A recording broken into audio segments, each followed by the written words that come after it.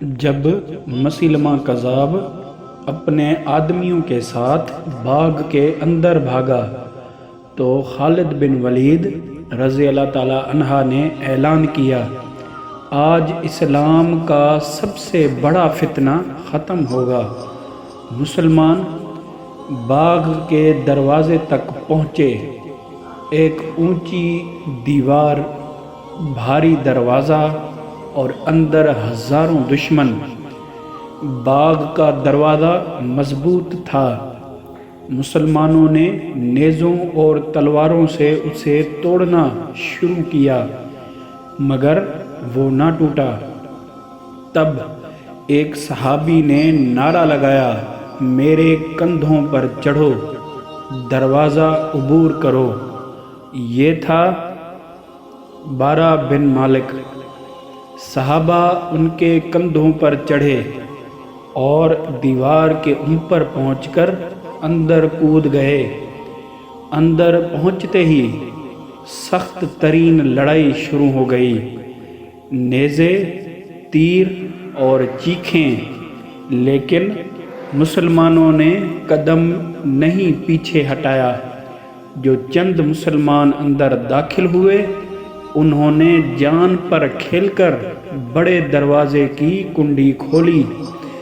جیسے ہی دروازہ کھلا، مسلمانوں کا سیلاب باغ میں داخل ہوا۔ اب مسیلمہ چاروں طرف سے گھر چکا تھا۔ وہ اپنے جنگجوؤں کے پیچھے چھپنے لگا، لیکن مسلمان قدم بقدم آگے بڑھ رہے تھے۔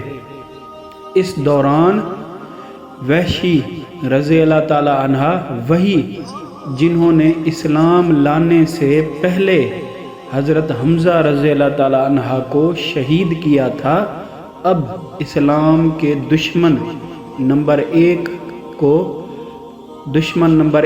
کو ختم کرنے آئے تھے۔ وحشی رضی اللہ تعالیٰ عنہ نے اپنا مشہور نیزہ لیا، نشانہ باندھا اور پوری طاقت سے پھینک دیا۔ نیزہ سیدھا مسیلمہ کے جسم میں لگا۔ وہ لڑکھڑایا، گر گیا اور اس کا فتنہ ہمیشہ کے لیے ختم ہو گیا۔ مسیلمہ کے مرنے کے بعد اس کے ہزاروں پیروکار ہتھیار ڈال چکے تھے۔ باغ لاشوں سے بھر گیا، اسی لیے اس باغ کا نام حدیقۃ الموت یعنی موت کا باغ پڑ گیا۔ اس جنگ میں بہت سے حفاظ صحابہ شہید ہوئے تھے۔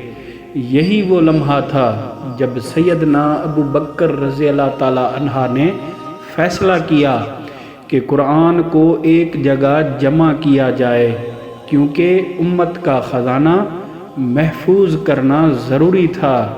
یوں حدیقۃ الموت میں اسلام کا ایک خوفناک فتنہ ختم ہوا اور قرآن کی حفاظت کا سفر اسی جنگ کے بعد شروع ہوا۔